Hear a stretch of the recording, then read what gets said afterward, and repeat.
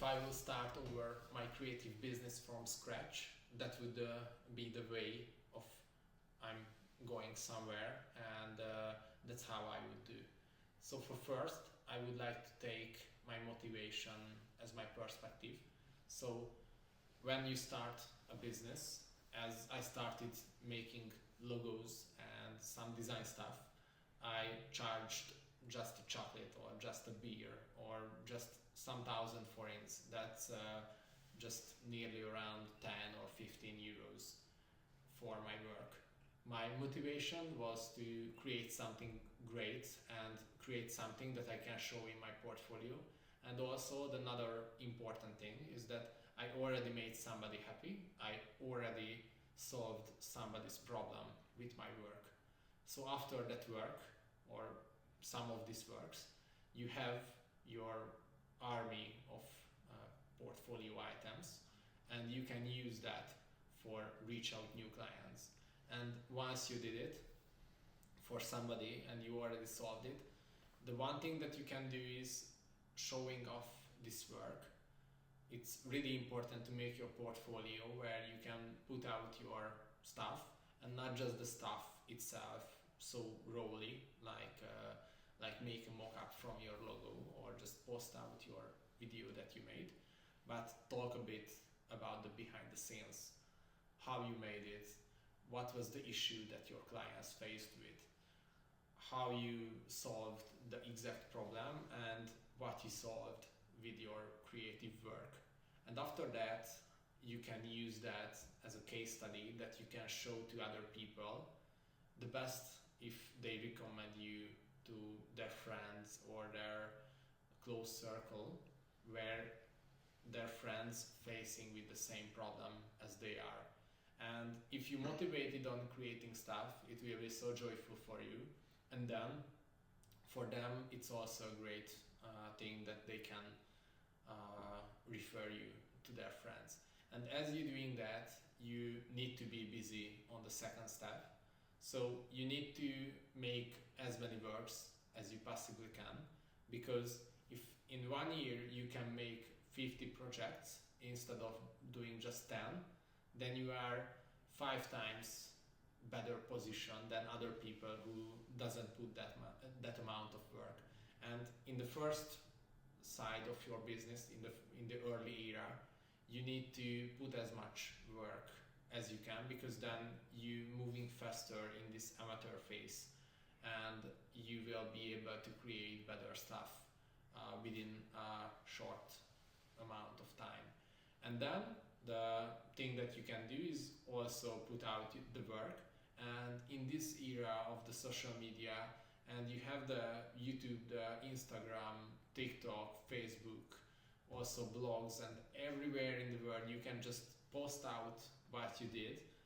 Everybody who's seen that or even reacted there just with a heart, you even don't need a comment. But if somebody's watching your stories day by day and seeing how you work on something, what your results are, where you are going, they will see connection points where they can like your work, they can connect with you, and when the time will come, they will be able to reach you out. So in one case, one hand, you need to do so awesome work, and in the other hand, you need to stay on somebody's in front of somebody's eyes so they can choose your perfect work. And as you're doing that and you keeping yourself busy, you will be able to raise up your prices, because if you fully booked for the next month and somebody wants something from you, you will be able to tell a higher price, and if they go away, they can go, you are already full with work. So that's how the market can work, like in the Nasdaq as well. When it's in the bull market and you are rising and everybody wants to work with you, then you will be able to level up your prices. And as you level up your prices, you will be able to work less for the same amount of money. So you will be able to learn in the rest of the time of how you services. Another thing that you can use when you are selling, you need to step out from the way of how you think about selling as a creative person. You need to sell your services as a problem solver. Your clients won't came to you for just design a logo or just make me a film or make me a flyer. The exact problem for them is that they want that logo for represent their business to the ideal customer. They want that movie or want that commercial for sell more products of their business or from something that they selling. If they want a flyer, they want more people who came in their store. They don't want that exact flyer, that exact video. You just need to switch your thinking.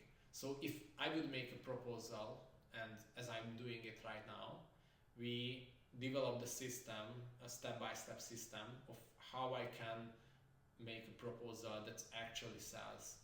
It's always start with a big idea, with a big question or a big promise of something that they are in point A with their problems and the actual situation, and they want to travel to the point B, to their goal, where everything's happy, where everything's already finished, and your work is already made, the promise, and they are successful.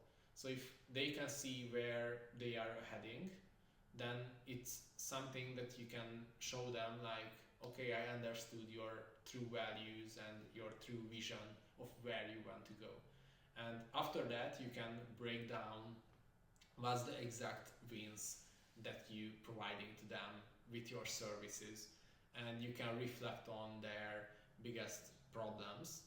For example, in our logo designs and brand identities and any kind of creative services, I always focus on the business problems, that I will be able to solve your problem, I will be able to work without you because I already made hundreds of these works, so it won't be a problem for you. I will guarantee that it will be a fluid process. And after that, I'm usually showing how it works. You need to talk about step by step how you ending in the right direction, in the right goal after the process. For example, in our branding process, I always start with a strategic workshop where we discover the whole company.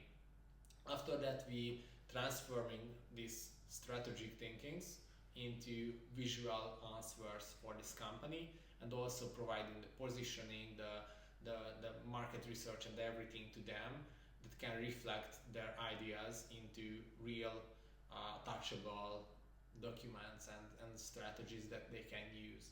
And from that visual mood board, our graphic designer colleagues can start working and can start ideating. After that, I present these ideas and these visual solutions to these clients.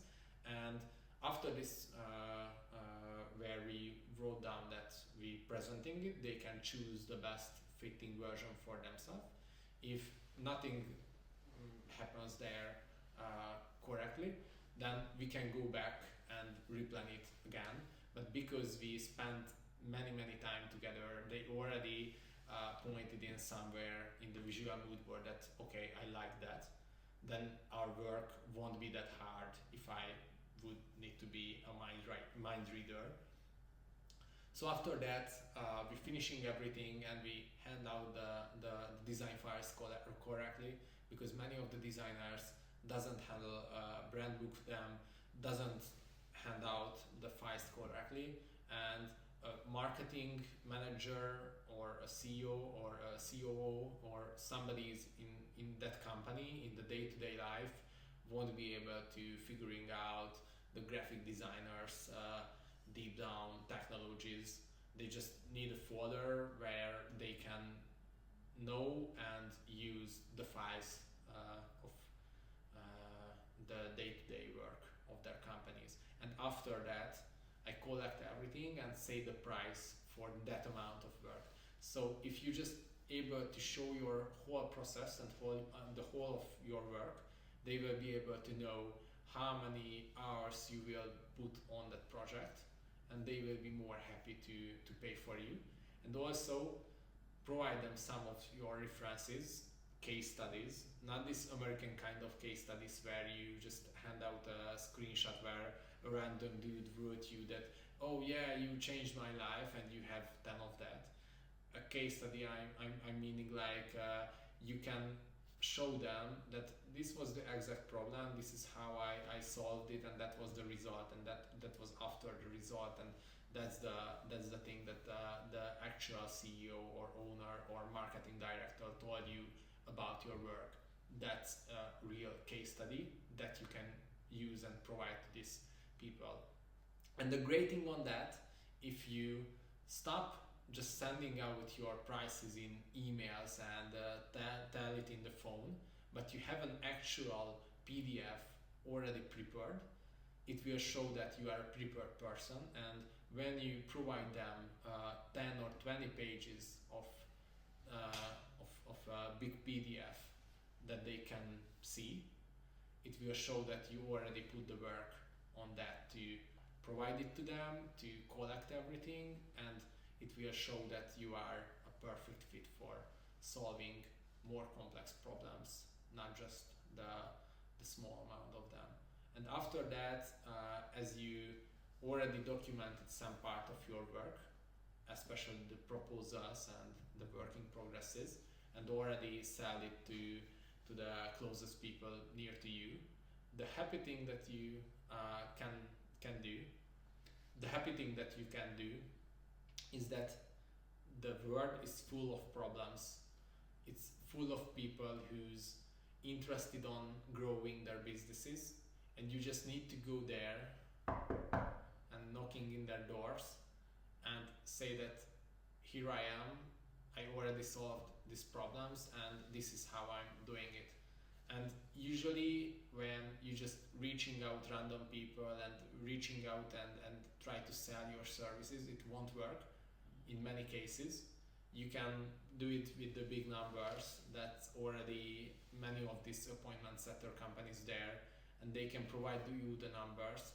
But in my experience, it's always worth for us to go and talk with somebody, and not just about the business. I know that it's take longer time, but if you can find places where the people who you want to sell is out there, you just start talking with them, and if you start solving their problems before you give the price, and just talking in strategically for them about how you would solve it if you were in their shoes, and you just talking and already start solving this problem, they will start thinking about the problem as well, but with your mindset.